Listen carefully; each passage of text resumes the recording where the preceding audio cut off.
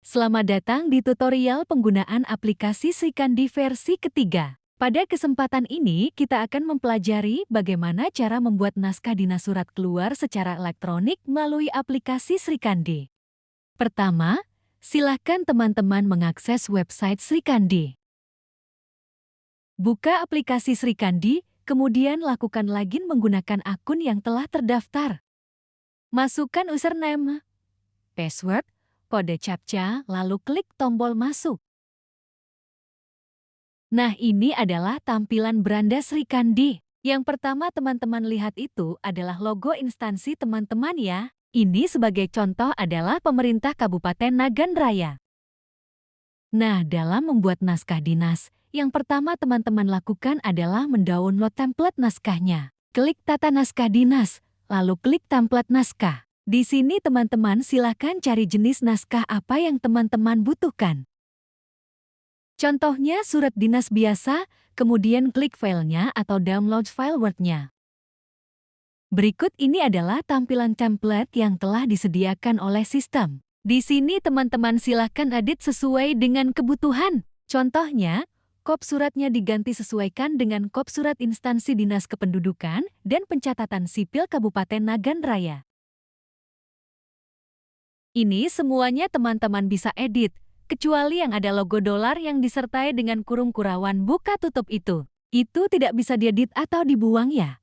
Karena itu merupakan template. Tapi untuk yang lainnya, teman-teman bisa sesuaikan, bisa diganti sesuai dengan kebutuhan termasuk isinya. Klik pengguna, lalu klik penanda tangan. Di sini itu masuk ke pengisian pejabat penanda tangan. Maksudnya adalah surat kita nanti ditandatangannya oleh siapa. Biasanya kan kepala instansi, sekretaris, atau kepala bidang. Jika ingin menambah baru, silakan klik tambah baru. Lalu isikan siapa yang akan kita tambahkan sebagai penanda tangan. Ini sebagai contoh. Jika sudah, klik simpan. Maka data tersebut tadi sudah menghasilkan input yang tadinya ada 2 penanda tangan, maka sekarang di data tersebut sudah ada 3 orang. Selanjutnya kita klik tujuan naskah. Tujuan naskah ini maksudnya kemana surat ini akan kita tujukan. Jika tujuan naskah belum ada di daftar, silakan teman-teman klik tambah baru. Misalnya ini kita mau menambah tujuan naskahnya ke internal Srikandi. Kita pilih unit kerjanya apa. Ini sebagai contoh, Dinas Perpustakaan dan Kearsipan Pemerintah Kabupaten Nagan Raya. Kemudian kita pilih penggunanya. Contohnya kita kirimnya ke Kepala Dinas Perpustakaan dan Kearsipan Pemerintah Kabupaten Nagan Raya. Kemudian kita simpan, oke berhasil. Maka yang kita tambah tadi itu akan masuk ke daftar tujuan naskah. Kalau misalnya teman-teman pengen kirim satu surat gitu ke beberapa orang misalnya kayak undangan gitu, nah teman-teman bisa nih membuat grup tujuan naskah. Sebagai contoh, saya sudah membuat grup OPD Kap Nagan Raya. Jadi, kalau misalnya teman-teman mau bikin grup baru, klik aja tambah baru, terus buat nama grupnya apa. Sebagai contoh nama grupnya adalah Admin Srikandi. Terus isikan deskripsinya. Nah, ini tinggal di copy paste aja dari nama grupnya. Kemudian klik simpan. Selanjutnya, kita menambahkan anggota grup dengan mengklik icon pensil. Tambahkan siapa saja yang akan kita masukkan ke dalam grup tersebut.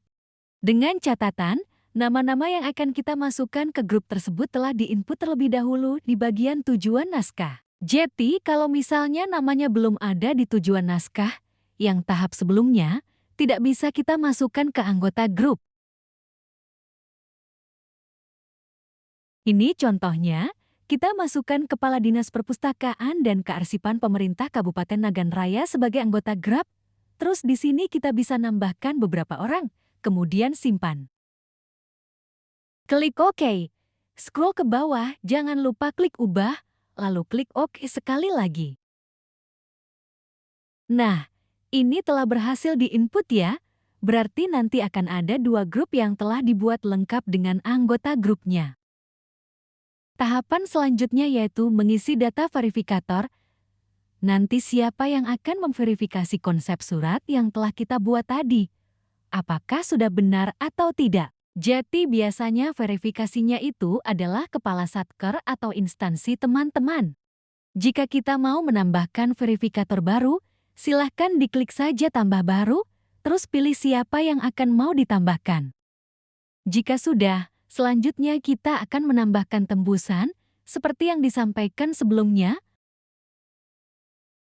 Ada 3 jenis tembusan yaitu internal Sri Kandi, eksternal Sri Kandi, dan eksternal non Sri Kandi. Jika kita mau menambah baru, tinggal diklik saja tambah baru. Nah ini contohnya, kita akan membuat tembusan yaitu untuk internal Sri Kandi. Kita pilih unit kerjanya. Kita pilih penggunanya siapa, kemudian kita simpan.